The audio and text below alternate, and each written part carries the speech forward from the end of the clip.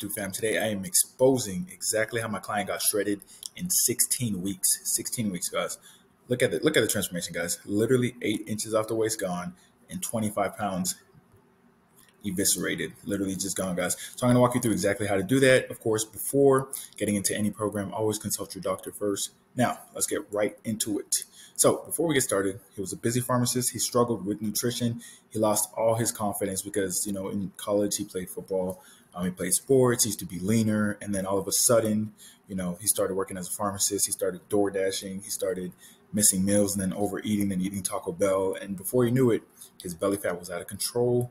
He was fitting clothes weirdly. He couldn't fit in old pants. It was very eye-opening for him. So before we get into that, here are the common misconceptions about fat loss and, maintaining your muscle. So a lot of you guys think you can't lose fat fast without fad dieting. A lot of you guys think you can't lose fat and maintain muscle without steroids, which is just not true. A lot of you guys think you have to overdo cardio for the scale to even go down. That's also not true. So here we go. We're getting into it. The volume method, like I said, is the most effective method in my opinion, and it's worked for me and my clients.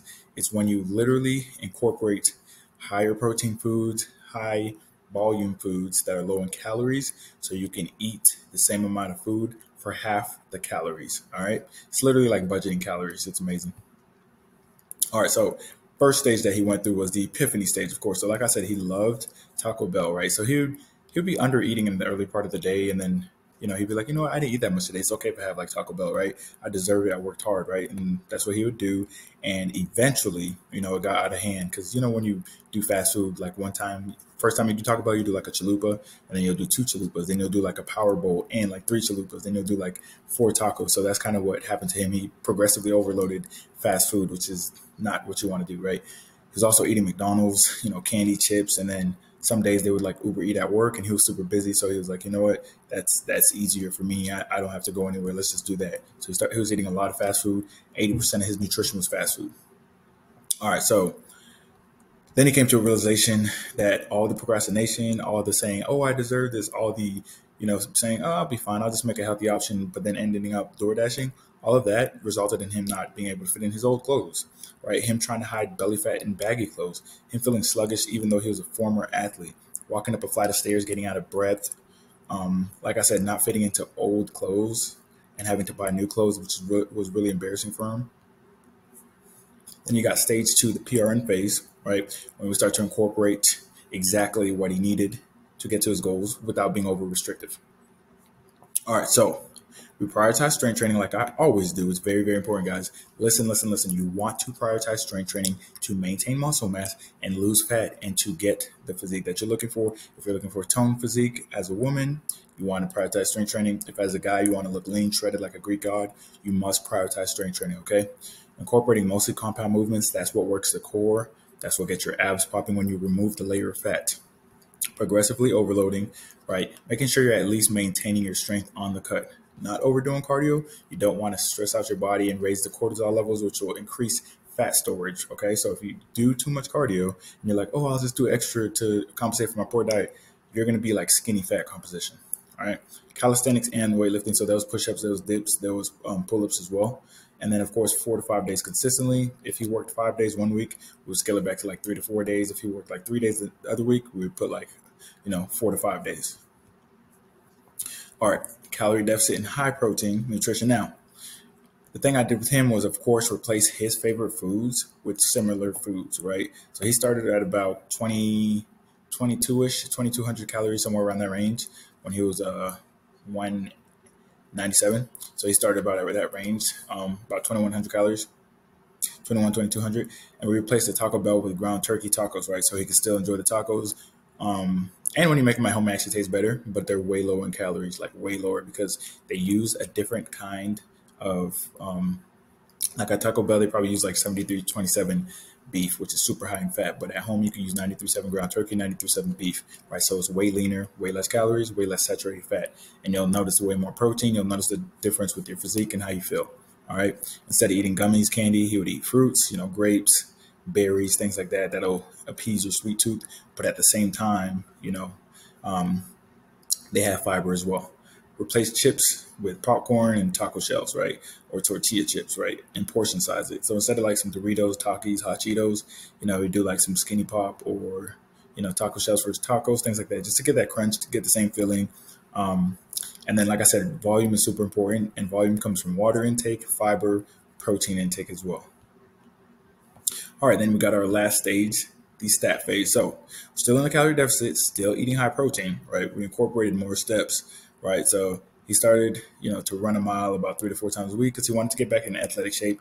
Like I said, I don't recommend everybody running. I don't run. I probably ran two 1 mile runs in the past 2 years, but he wanted to get back into shape. He wanted his endurance back from being an athlete. So we incorporated running about 3 to 4 times a week. Then we had some refeed days as well, just to incorporate, just to incorporate to make sure that he was feeling satiated and then able to maintain his diet. Because when you're on a cut for 12 weeks straight, you're probably going to need like a refeed day every once in a while, and you get more energy, you get more strength, and you speed up your metabolism for a couple of days, and you get right back onto it. All right. And of course, prioritizing volume, fiber, protein, and water intake still. All right. And the next step was making it a lifestyle, right? So once you get to your goal, here's the thing, guys. Once we get to our goals, a lot of times we literally revert back to our old habits and expect our goals to just stay. The way you got to your goals was by changing your habits. The way you maintain your goals is by maintaining those changed habits. Now, that doesn't mean that if you lost 10% body fat that you got to continue to eat as if you're trying to lose 10 more. You just have to up your calories slowly. So what we did for him, taught him how to eat on the go. So if he's going to Outback, he's going to like a steakhouse or something like that, know exactly what to get on the menu. And then if he wants to incorporate let's have, drinks and something different for dinner, like sushi or like chicken tenders or something, then, he would put that in on like a weekend. But essentially it was eating clean, lean, 80% of the time, and then kind of eating whatever he wanted to 20% of the time, right? And that's what you do once you get to your goal, not before you get to your goal, all right? And then viewing fitness as a lifestyle, not a fad. So it's something that doesn't go away. So he's still maintaining his results to this day. The fastest way to cut off a lot of your toxic habits is cutting off your toxic friends. Because how many of us have toxic friends who every time you see them, you do toxic things? But if you don't see them, you're fine and you're doing what you need to do, right? Reverse dieting initially to increase the calories. So he ended on about 1,700, 1,600, and then slowly bumped it up to around 2,000 and then 2,100. And then to this day, he doesn't really track, but he keeps the foods the same. And then, like I said, if 20% of the time, he'll eat whatever he wants to. So if he ate good for 3 weeks straight, he'll have a couple of days where he kind of just enjoys himself, eats whatever.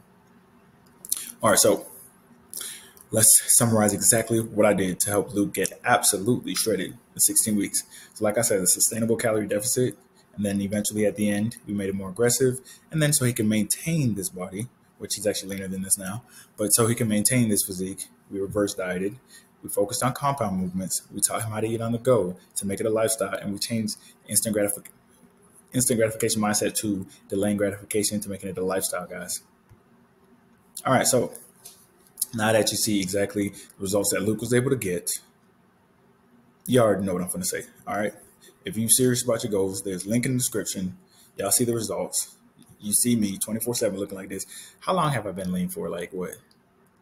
Yeah, I just been lean for I've been able to see my abs for the past 4 years easily. Come on, guys. So if you're ready to lock in, you're ready to have a plan, execute, you want to save time because time's our most valuable asset. A lot of times it'll take you 5 years to figure out what a coach knows and what he could teach you in 4 months, right? Because before I got a coach, I spent 6 years just messing around, and then he put everything together for me, and I was like, oh, well, this is what I needed. Then I got results way faster, condensing time because it's our most valuable asset.